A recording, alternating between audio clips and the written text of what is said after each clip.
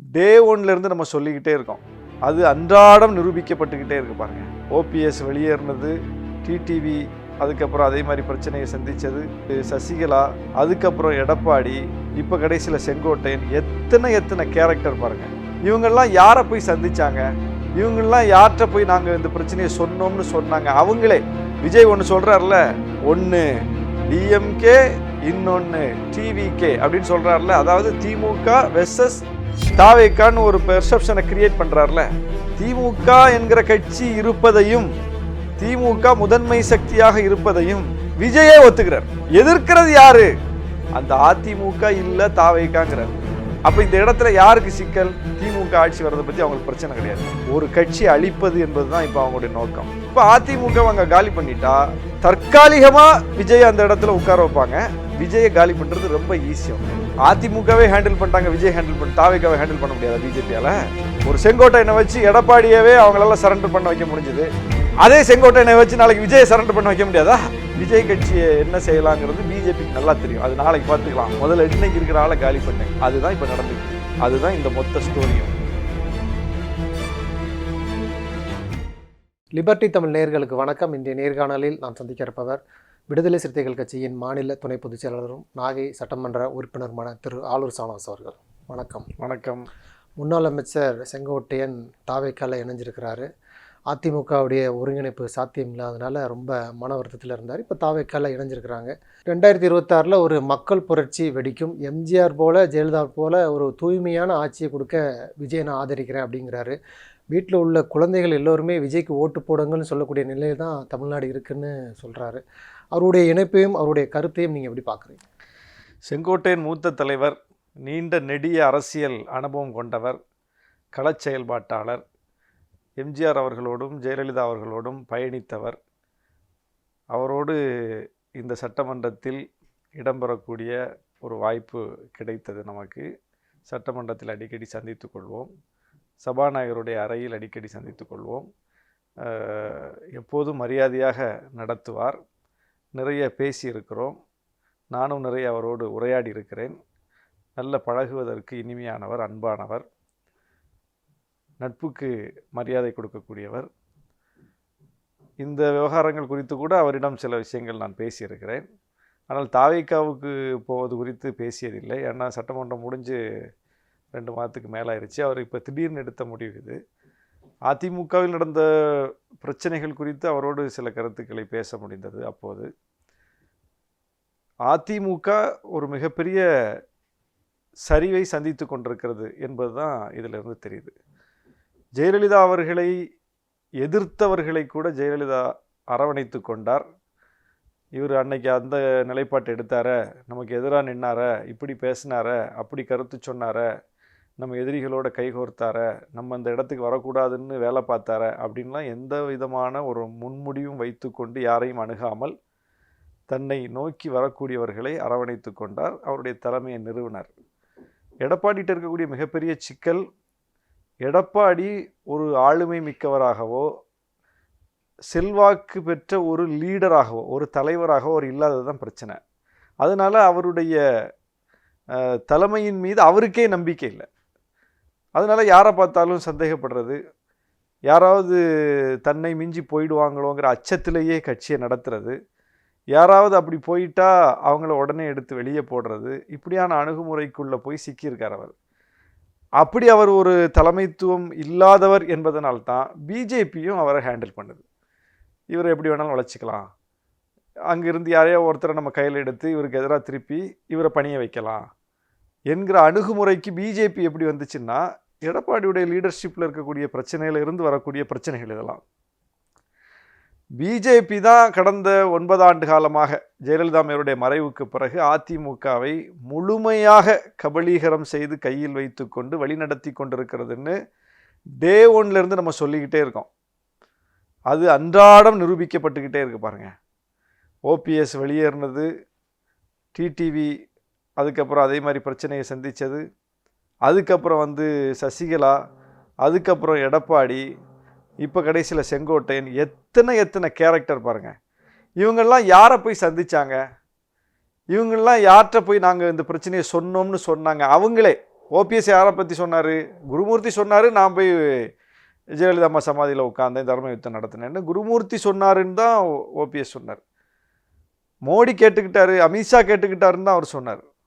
அவங்கள நம்பி தான் நாங்கள் நின்னோம், அவங்க ஏதாவது செய்வாங்கன்னு நம்பி தான் நாங்கள் போனோம் அப்படின்னு தான் அவர் ஸ்டேட்மெண்ட்டு. அதே ஸ்டேட்மெண்ட் தான் செங்கோட்டையன்ட்டையும். நான் ஸ்டாலின் சொல்லி செஞ்சேன், ஸ்டாலின் எங்கள் கட்சியை ஒருங்கிணைப்பாருன்னு நம்பினேன், அதனால இந்த பிரச்சனைகளை நான் வெளியே சொன்னேன் அப்படின்னு எங்கேயாவது சொல்லியிருக்காரா செங்கோட்டையன்? அப்படி சொன்னால் அது நடக்குமா? அதிமுகவை ஒருங்கிணைக்கிற முயற்சியையோ அல்லது பிளவுபடுத்துகிற முயற்சியிலையோ திமுக தலைவர் ஈடுபட்டால் அது நடக்குமா? திமுக தலைவர் செங்கோட்டையனை மிரட்ட முடியுமா? ஓபிஎஸ்ஸை மிரட்ட முடியுமா? மிரட்டி பணிய வைக்க முடியுமா? அப்போ இதெல்லாம் யார் செய்வா, யார் செய்தா, யார் செய்கிறா, யாரால் செய்ய முடியும்னா பிஜேபியால் மட்டும்தான் முடியும். பிஜேபி செஞ்சுக்கிட்டே இருக்கு. அதனுடைய விளைவை அதிமுக சந்திச்சுக்கிட்டே இருக்கு. இப்போ இதை ஒரு லீடர்ஷிப் உள்ள ஆளாக இருந்தால், ஒரு தலைவராக இருந்தால் ஃபேஸ் பண்ணுவார். நீ என்ன பண்ணுறது, நான் பண்ணுறேன் பார் என்று பிஜேபிக்கு எதிரான நிலைப்பாட்டை எடுத்து பிஜேபியை எதிர்த்து நின்று சமர் புரிந்து வெற்றி பெறுவது அப்படிங்கிறது ஒரு வழி. அந்த வழியை இன்னைக்கு யார் கையில் எடுத்திருக்காருன்னா, திமுக கூட்டணிக்கு தலைமை இருக்கிற திமுக தலைவர், தமிழ்நாடுடைய முதலமைச்சர்கிட்ட அந்த ஸ்பிரிட்டை பார்க்க முடியுது. நீ என்ன வேணாலும் பண்ணு, நீ எவ்வளோ ரெய்டு வேணாலும் அனுப்பு, நீ எங்கள் அமைச்சர்களை தூக்கி ஜெயிலில் கூட வை, நீ என்ன வேணாலும் பண்ணு, ஆனால் உன்னை நான் சேலஞ்ச் பண்ணுவேன், என் கருத்தில் நான் உறுதியாக நிற்பேன், உனக்கு எதிரான அணிசேர்க்கையை நான் கட்டுறதுல நான் கொஞ்சம் கூட நான் சோரம் போக மாட்டேன் அப்படின்னு அவர் நிலைப்பாட்டில் அவர் தெளிவாக நிற்கிறாரு. பிஜேபி எதிர்ப்பில் உறுதியாக நிற்கிறாரு. திமுக பிஜேபியோட ஏற்கனவே கூட்டணி வச்ச கட்சி தான். மோடியை முன்னிறுத்தி அவங்க குஜராத் மாடல், அதுதான் இந்தியாவுக்கு இனி மாடல்னு சொல்லி முன்னிறுத்தப்படும் போது திரும்பி போய் அவர் ஆதரித்து கூட்டணி வச்சிருக்கலாம் தான். ஒரு தடவை மோடி ஆட்சியை பிடித்து 2வது முறையும் அவர் முன்னிறுத்தப்படும் போது 2வது முறையும் அந்த வாய்ப்பு வந்துச்சு, 2வது முறையும் வச்சிருக்கலாம் தான். 3வது முறை அந்த வாய்ப்பு வந்துச்சு, 3வது முறையும் வச்சிருக்கலாம் தான். ஆனால் 3 முறையும் அந்த கூட்டணியை நாடி செல்லாமல் மோடி எதிர்ப்பு, பாஜக எதிர்ப்பில் உறுதியாக இருந்து இன்னைக்கு ஒரு பெரிய அணி சேர்க்கையை கட்டி உறுதியாக அதை எதிர்த்து காட்டி வெற்றி பெற்றிருக்காரு. அது ஏன்னா எதிர்ப்பின் வீரியத்தில் தான் அது நிற்கிது, அந்த தலைமை நிற்கிது இன்னைக்கு. ஆனால் இங்கே பாருங்க, எதுக்கு எடுத்தாலும் கையெழுத்து போட்டாங்க. பிஜேபி நீட்டுற இடத்துலலாம் கையெழுத்து போட்டாங்க. பிஜேபி கைவிட்ட விஷயங்களை கூட வலிஞ்சு கட்டிட்டு இப்போ ஆதரிச்சுக்கிட்டு இருக்காரு எடப்பாடி. வேளாண் சட்டத்தை பிஜேபி திரும்ப பெற்று விட்டது. எடப்பாடி போன வாரம் வரைக்கும் வேளாண் சட்டத்தில் என்ன தப்பு சொல்லு அப்படின்னு கேட்குறாரு. நெல் ஈரப்பதம் அளவை அந்த தளர்த்தணும் அப்படின்னு சொல்லி கேட்கும்போது திமுக அரசு மேலே பழிய போடுறாரு. அப்போ பிஜேபிக்கு வரிந்து கட்டி கொண்டு இவர் நிற்கிறார். எப்படி அதிமுக வாழும்? அதிமுக தனித்தன்மை இல்லையா?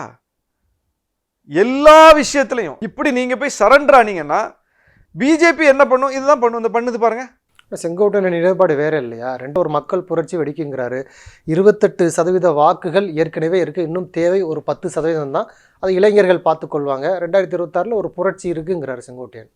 அது தாவேகா விஷயத்த பேசுவோம். நம்ம தாவேகாவால் புரட்சியை ஏற்படுத்த முடியுமா? 28 விழுக்காடு வந்துருச்சா? 28 விழுக்காடு விஜய்க்கு இருக்குதுன்னு விஜய் நம்பி இருந்தால் அவர் ஈரோடு தேர்தலில் நின்றுப்பார. செங்கோட்டையன் ஏரியா தானே. ஈரோடு இடைத்தேர்தல் வரும்போது ஏன் விஜய் நிற்கல? விக்கிரவாண்டியில் மாநாடு நடத்தினார், அந்த விக்கிரவாண்டியில் இடைத்தேர்தல் வரும்போது ஏன் விஜய் நிற்கல? நாடாளுமன்ற தேர்தல் கடந்து போச்சு, 40 தொகுதியில் கேண்டிடேட் போட்டு நின்றுக்கலாமே, 28 விழுக்காடு வாங்கி காட்டியிருக்கலாமே. 28 விழுக்காடு இருக்குன்னு செங்கோட்டையன் சொல்கிறார் இல்லையா? இன்றைக்கு தாவேகாவில் சேர்ந்திருக்கிற செங்கோட்டையன் அந்த 28 விழுக்காடு இருக்கிறது என்று தாவேகா தலைவர் நம்பி இருந்தால் நின்றுப்பார்ல. அப்போது 28 விழுக்காடு இருக்குங்கிறது தேர்தலில் நிரூபிக்கப்பட்டிருந்தால் இன்னைக்கு விஜய் தலைமையில் மிகப்பெரிய அணி உருவாயிருக்குமே. அவர் கூவி கூவி அழைத்த போது யாரும் போகலையே.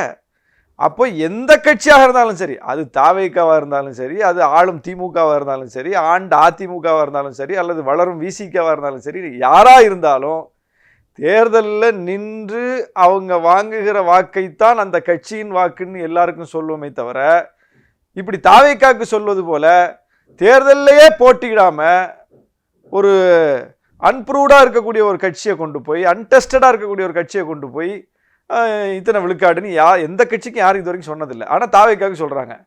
எல்லாம் 15ன்னாங்க, 20ன்னாங்க, இப்போ இவர் 28 ஆக்கிட்டார். ஏன் அது 28ஓட சுருக்குறாங்கன்னு தான் எனக்கு தெரியல. ஏன் ஒரு 60ன்னு சொல்கிறது, ஒரு 50ன்னு சொல்கிறது? ஏன் 28? என்ன கணிப்பு? அப்போ நீங்கள் தேர்தலில் நில்லுங்க, நின்ன பிறகு மக்கள் ஓட்டு போடட்டும், உங்களுடைய விழுக்காடு என்னங்கிறது அப்புறம் தெரிஞ்சுப்போம். இல்லை, இந்த இணைப்பு அவங்களுக்கு ஒரு உற்சாகத்தை, ஒரு உத்வேகத்தை கொடுத்துருக்கு இல்லையா? ஏற்கனவே இளைஞர்கள் அதிகமாக இருக்கிறாங்க, செல்லும் இடமெல்லாம் கூட்டம்னு ஒரு பிரச்சாரம் இருந்துச்சு. இன்றைக்கு அரசியல் அனுபவம் வாய்ந்த 9 முறை சட்டமன்ற உறுப்பினராக இருந்த செங்கோட்டையன் போன்றவர்கள் சேரும் பொழுது தாவேக்காவுக்கு இது ஒரு மிகப்பெரிய பலம் இல்லையா? அப்போ திமுகவுக்கும் தாவேக்கும் தான் போட்டியே விஜய் ரொம்ப கூர்மைப்படுத்திட்டு போயிட்டே இருக்காருல்ல. இது தாவேக்காவுக்கு பலமா பலவீனமாங்கிறத காலம்தான் சொல்லும். ஏன்னா விஜயுடைய பிரச்சனையே அவரை யாரும் அணுக முடியலைங்கிறது, அவர் வெளியே அன்றாட கள செயல்பாட்டுக்கு வரலைங்கிறது, வந்தாலும் கூட அந்த கூட்டத்தை எப்படி கையாளணுங்கிறது அவருக்கு தெரியலைங்கிறது, தெரிந்தாலும் எந்த பிரச்சனையை எடுத்து முதன்மைப்படுத்தி தமிழ்நாட்டு மக்கள்கிட்ட பேசணும் அப்படிங்கிற அந்த நுட்பம் அவருக்கு புரியலைங்கிறது. இவ்வளோ சிக்கல் அந்த கட்சி இருக்குது. அதை போய் ஒரு செங்கோட்டையனால் சரி பண்ணிட முடியுமா அப்படிங்கிறது மிகப்பெரிய கேள்விக்குறி. செங்கோட்டையனுக்கு மிகப்பெரிய அரசியல் அனுபவம் இருக்குது, மிகப்பெரிய அரசியல் அறிவு இருக்குது. இந்த இரண்டையும் செங்கோட்டையன் எக்ஸிக்யூட் பண்ண முடியாது. எக்ஸிக்யூட் பண்ண வேண்டியது யார்? விஜய். செங்கோட்டையன் சொல்லத்தான் முடியும். செங்கோட்டையன் அட்வைஸ் பண்ணலாம், தன்னுடைய பரிந்துரைகளை சொல்லலாம், இதை செய்யலாங்கிற சஜஷன் சொல்லலாம், ஆலோசனைகள் சொல்லலாம். செங்கோட்டையனை போய் செயல்படுத்த முடியுமானா முடியாது. செங்கோட்டையன் நினைப்பதை செயல்படுத்துபவர் யாருன்னா, செயல்படுத்த வேண்டியவர் யாருன்னா விஜய். விஜய் அதுக்கு தயாராக இருக்காராங்கிறது தான் இங்கே பிரச்சனையே. இப்போ விஜய்க்கு இதுக்கு முன்னாடி மட்டும் என்ன பிரச்சனை இருந்துச்சு? அவர்கிட்ட ஊடக வெளிச்சம் இல்லையா? அவர் போனால் யாரும் நியூஸ் போட மாட்டாங்களா? புறக்கணிச்சிருவாங்களா? அவர் மிகப்பெரிய மாநாட்டை திரட்டி மக்கள்கிட்ட கொண்டு சேர்க்கணும்னு நினைப்பாரு. ஆனால் 8வது பத்தியில் 8வது பக்கத்தில் சின்னதாக தான் ஒரு படம் போட்டு செய்தி போடுவாங்களா? அப்போது அவரை கொண்டு போய் சேர்க்கறதுக்கு எந்த தடையும் இல்லை. ஏற்கனவே அந்த வழி அவருக்கு இருக்குது, கையிலே இருக்குது. ஆனால் அதில் கோட்டை விட்டது யார்? அவர் தானே. அப்போது எல்லாமே அவருக்கு இருந்தும் அவர் செயல்படலைங்கிறது தான் பிரச்சனை. ஜனநாயக ரீதியாக அவர் தான் செயல்படுறாரு. ஏன்னா கூட்டணி ஆட்சின்னு ஒரு புதிய இதை கொண்டு வந்திருக்கிறாரு. இப்போ ஜனநாயக முறையில் கட்சி இயங்குது அப்படிங்கிறதுக்கு ஆதாரமாக எம்ஜிஆர் படம், ஜெயலலிதா படத்தை, அண்ணா படத்தை அவர் பயன்படுத்தார். இப்போ செங்கோட்டையன் போனவர் ஜெயலலிதா படத்தை சட்டப்பாக்கெட்டில் வச்சிருக்கிறாரு. ஏன்னு கேட்டதுக்கு இது ஒரு ஜனநாயக கட்சி, அப்போ விஜய் ஒரு ஜனநாயக ரீதியாக அனுமதிக்கிறாரு எல்லாத்தையும்.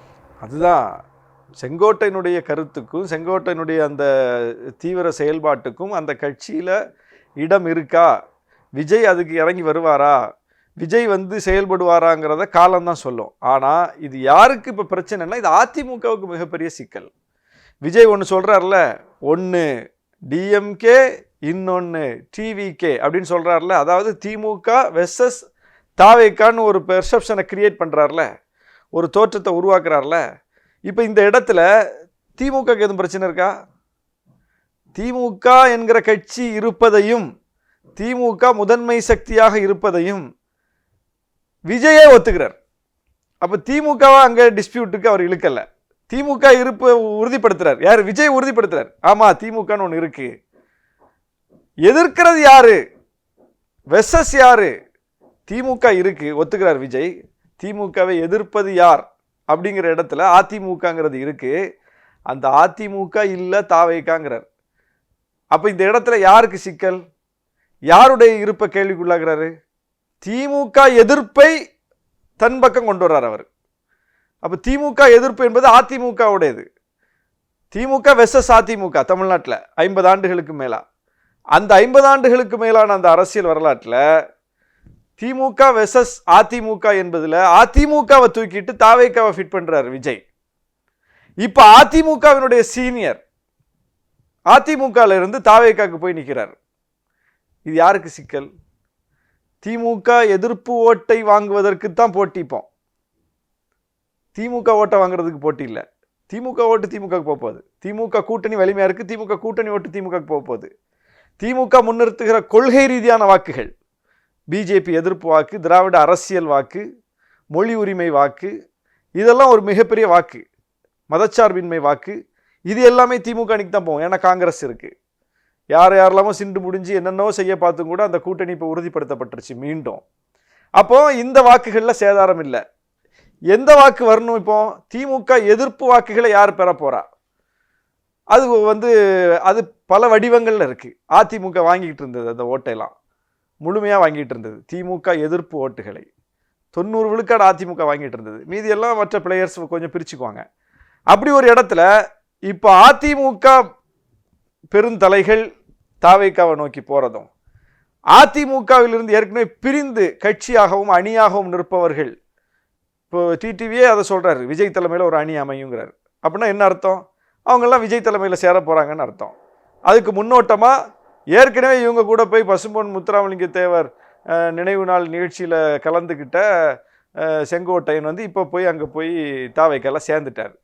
இப்போ ஓபிஎஸ் அடுத்து என்ன நிலைப்பாட்டு எடுக்க போகிறார்? 15ஆம் தேதி புதிய கட்சியை தொடங்க போகிறோங்கிற மாதிரி அவங்க அறிவிப்பு கொடுத்துருக்காங்க. ஏற்கனவே ஒரு கட்சியை டிடிவி வச்சிருக்காரு. அப்போ இப்படியெல்லாம் ஒரு நிலைமை இருக்கும்போது இவங்கெல்லாம் போய் இப்போ தாவேக்கா தலைமையில் திரண்டால், கட்சிக்கு உள்ளேயும் கட்சியை ஏற்றுக்கொண்டு கூட்டணியாகவும் திரண்டால் அதிமுகவில மிகப்பெரிய சேதாரம் வருது. அப்போ இது அதிமுகவை காலி பண்ணுது.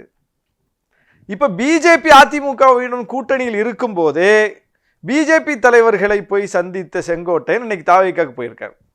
பிஜேபி கூட்டணியிலிருந்து வெளியேறிய டிடிவி தாவேக்காக்கு போறதுக்கு ரெடியா இருக்காரு.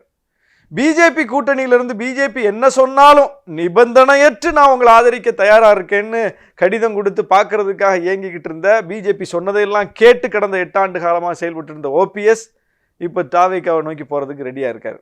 அப்போ இப்போ அதிமுக என்கிற கட்சி மிகப்பெரிய சரிவை சந்திக்குது. இதுக்கு பின்னாடி பிஜேபி இப்போ இருக்கா இல்லையா? பிஜேபி அதிமுக பக்கம் ஒரு பக்கம் கூட்டணி வச்சுக்கிட்டு, பிஜேபி ஒரு நெகட்டிவ் சக்திங்கிறது பிஜேபிக்கே நல்லா தெரியும். தமிழ்நாட்டில் நம்ம ஒரு எதிர்மறையான சக்தி தான், நமக்கு இந்த தமிழ்நாட்டு மக்கள் ஓட்டு போட மாட்டாங்க. 3 முறை மோடியை இந்தியாவை ஏற்றுக்கொண்ட போதும் தமிழ்நாடு ஏற்கலை. அப்போ நம்ம ஒரு எதிர்மறை சக்தி அப்படிங்கிறது எல்லாரை விட பிஜேபிக்கு நல்லா தெரியும். அந்த எதிர்மறை சக்தி அதிமுகவை போய் இன்னைக்கு பிடிச்சி தன் கைக்குள்ள வச்சிருக்கு. கூட்டணியை வலுப்படுத்துறதுக்கும் பிஜேபி பெரிய அளவு முயற்சி பண்ணலங்கிறத பார்க்கிறோம். இந்த கூட்டணிக்கு எதிராகவே அண்ணாமலையும் பேசிக்கிட்டு இருக்காரு, அதையும் பார்க்கிறோம் நம்ம. அப்போ அண்ணாமலையை ஒரு பக்கம் எதிராக பேச விடுறது, எடப்பாடி எதிர்த்து எப்போது பேசிக்கிட்டு இருக்கிற ஓபிஎஸ்ஐயும் டிடிவியையும் செங்கோட்டையனையும் அண்ணாமலை சந்திக்கிறது, ஒரு தனி ட்ராக் ஓடிக்கிட்டே இருக்கு பாருங்க, தனி ட்ராக் ஓடிக்கிட்டே இருக்கு. அப்போ இது பிஜேபி என்கரேஜ் பண்ணாம அண்ணாமலை இப்படி செய்ய முடியுமா? ஒரு பக்கம் பிஜேபி அதிமுகவை தன் பக்கம் தக்க வச்சுக்கிட்டு கூட்டணிக்கு, அதிமுக முகம் கோணக்கூடாதுங்கிறதுக்காக பதவியவே மாற்றி தலைவரையே மாற்றி அதிமுகவுக்கு ஃபேவரான நயினார் நாகேந்திரனை கொண்டு வந்து அந்த பொறுப்புலையும் வச்சிருக்கு. அப்போ அந்த பக்கம் அதிமுக உறவு கெட்டு போயிடக்கூடாதுங்கிறதுக்காக ஒரு ஏற்பாடு. இன்னொரு பக்கம் அதிமுக பெரும் வெற்றி பெற்று வந்துவிடக்கூடாது, அதிமுக மீண்டும் வலுப்பெற்று விடக்கூடாது என்பதற்காக அதிமுக யாரெல்லாம் எதிர்ப்பாங்களோ, எடப்பாடி தலைமை யாரெல்லாம் எதிர்ப்பாங்களோ அவங்களையும் வலுப்படுத்தக்கூடிய இன்னொரு ரூட். டிடிவியும் விட்டுறக்கூடாது, ஓபிஎஸ்ஸையும் விட்டுறக்கூடாது, செங்கோட்டையனையும் விட்டுறக்கூடாது. அவங்க போய் தனியாக ஒரு அணி அமைக்கட்டும், விஜய் தலைமையில் அவங்க சேரட்டும், அவங்க கொஞ்சம் வாக்குகளை வாங்கட்டும், அதை வந்து நம்ம பின்னாடி ஏதாவது பண்ணிக்கலாம், அவங்களோட அண்ணாமலை தொடர்பில் இருக்கட்டும். நாளைக்கு அண்ணாமலை தலைமையில் பிஜேபியை மீண்டும் கொண்டு வந்து அதிமுக இல்லைங்கிற இடத்துல பிஜேபி தான் அப்படிங்கிறத நிறுவிடலாம். விஜய் பிரச்சனை இல்லை, விஜய் வளர்ந்தாலும் விஜய் ஹேண்டில் பண்ணிக்கலாம். ஏன்னா ஒரு கரூர் இன்சிடென்ட்டை வச்சே விஜய் ஹேண்டில் பண்ணிட்டாங்கல்ல அவங்க. விஜய்க்கு வந்து ஆதரவாக வந்து நின்று பேசுகிற வக்கீல் யாருன்னு பார்த்தோம், சிபிஐ உடனே கிடைச்சதை பார்க்குறோம், டெல்லியில் போய் முகாமிட்டு இவங்க வேண்டிய காரியங்களை சாதிச்சுட்டு வந்ததை பார்க்குறோம். ஸ்போக் பர்சன்ஸாக விஜய்க்காக அந்த 2 மாதமும் பேசினவங்க பூரா பிஜேபிக்காரங்கன்னு பார்க்குறோம்.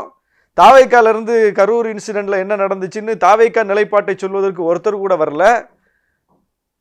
அவங்க நிலைப்பாட்டை சொன்னது பூரா வலதுசாரிகள். அப்போ இதெல்லாம் நம்ம பார்க்குறோம். இது அத்தனை நடந்துச்சா இல்லையா? அப்புறம் விஜய்க்கு அப்படி செல்வாக்கு இருக்குது, இப்படி செல்வாக்கு இருக்குன்னு எல்லாரும் பிஜேபிக்கு இவ்வளோ நாளும் பேசிகிட்டு இருந்தவங்க பூரா, அண்ணாமலையை தூக்கி பேசிட்டு இருந்தவங்க பூரா விஜயை தூக்கி பேச ஆரம்பிச்சிட்டாங்க, வலதுசாரி சிந்தனையாளர்கள் எல்லாம். அப்போ இது ஒரு நெட்வொர்க் பார்க்குறோம் நம்ம. ஒரு பக்கம் அதிமுகவும் வெளியே போய் ஒரு செக்யூலர் அலைன்ஸை ஃபார்ம் பண்ணிடக்கூடாது. அப்போ அதிமுக தன் பக்கம் இருந்தால் தான் அதிமுக மீண்டும் தலைக்காமல் அதை தடுக்க முடியுங்கிறதுக்காக பிஜேபி அதிமுகவோட சேர்ந்துக்குச்சு. அதிமுக பிஜேபி சேர்ந்ததுனாலே எந்த கட்சியும் அதிமுகவோட நீ போகாது. அப்போ அங்கே ஒரு செக் வச்சாச்சு, அதிமுகவுடைய லிமிட் அவ்வளோதான். இந்த பக்கம் எல்லாரும் போய் இந்த அணியில் சேர்ந்து வலுப்பெற்று வெற்றியும் பெற்றக்கூடாதுங்கிறதுக்காக இவங்களெல்லாம் விஜய் தலைமையில் திரள்றதுக்கான ஏற்பாட்டையும் பண்ணியாச்சு. திமுக ஆட்சி வர்றதை பற்றி அவங்களுக்கு பிரச்சனை கிடையாது, ஒரு கட்சி அழிப்பது என்பது தான் இப்போ அவங்களுடைய நோக்கம். அந்த இடத்துல திமுக கொள்கையில் உறுதியாக இருக்காங்க, அவங்க கோட்பாட்டில் உறுதியாக இருக்காங்க, நிர்வாக ரீதியான இஷ்யூஸை கிளப்பி தான் அவங்கள கேள்வி கேட்க முடியும். அது கூட தமிழ்நாட்டில் பெரிய அளவில் எடுபடாது. அப்போ திமுக ஒரு பக்கம் அது அதன் போக்கில் போயிட்டு இருக்குங்கிறது அவங்களுக்கு புரிஞ்சு போச்சு. ஆனால் 2 கட்சியில் ஒரு கட்சியை அழிச்சிட்டா அந்த இடத்துல வந்து இவங்க உட்காந்துட்டு ஒரு எதிர் அரசியல் பண்ண முடியும்னு பார்க்குறாங்க. இந்தியா முழுவதும் இதைத்தான் பண்ணாங்க. இந்தியா முழுவதும் பிஜேபி கையாண்ட உத்தி இதுதான். நவீன் பட்நாயக் கூட அவங்க வந்து அணி சேர்க்கையில் தானே இருந்தாங்க. பிஜு ஜனதாதளம் கட்சியினுடைய நவீன் பட்நாயக் எதுலையாவது பிஜேபி எதிர்த்தாரா? எல்லாத்துக்கும் துணை போனார்ல. தேர்தல் நேரத்தில் திடீர்னு அவங்க அவரை எதிர்த்து வீழ்த்தினாங்க இவங்க. ஏன்னா கூடவே போவாங்க, அந்த கட்சியை எப்படா காலி பண்ணலான்னு பார்ப்பாங்க. ஒவ்வொரு ஊர்லையும் பண்ணியிருக்காங்களா இல்லையா? ஒவ்வொரு ஊர்லையும் இதை பண்ணியிருக்காங்க. ஒவ்வொரு மாநிலத்திலையும் இதை பிஜேபி செஞ்சுருக்கு நம்ம பார்க்குறோம். அதே தான் தமிழ்நாட்டில். இப்போ அதிமுக அவங்க காலி பண்ணிட்டா தற்காலிகமாக விஜய் அந்த இடத்துல உட்கார வைப்பாங்க. அதிமுகங்கிற இடத்துல விஜயை காலி பண்ணுறது ரொம்ப ஈஸி அவங்களுக்கு. விஜய் கட்சியெல்லாம் அவங்க அதிமுகவே ஹேண்டில் பண்ணிட்டாங்க, விஜய் ஹேண்டில் பண்ண தாவேக்காவை ஹேண்டில் பண்ண முடியாதா பிஜேபியால்? அது ரொம்ப ஈஸி அவங்களுக்கு. ஏன்னா எந்த விதமான ஒரு அரசியல் பின்புலமும் இல்லாத, எந்த ஒரு நெருக்கடியையும் சமாளிப்பதற்கான வலிமை இல்லாத விஜயை கையாள்வது மிக மிக எளிது. அதிமுகவை கையாண்டதை விட விஜயை ரொம்ப ஈஸியாக கையாண்டுருவாங்க.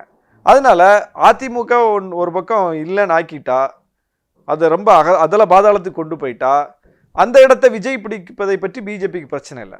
விஜய் எப்படி வேணாலும் ஹேண்டில் பண்ணிக்க முடியுங்கிறது பிஜேபிக்கு நல்லா தெரியும். ஒரு செங்கோட்டையனை வச்சு எடப்பாடியவே அவங்களால சரண்டர் பண்ண வைக்க முடிஞ்சது.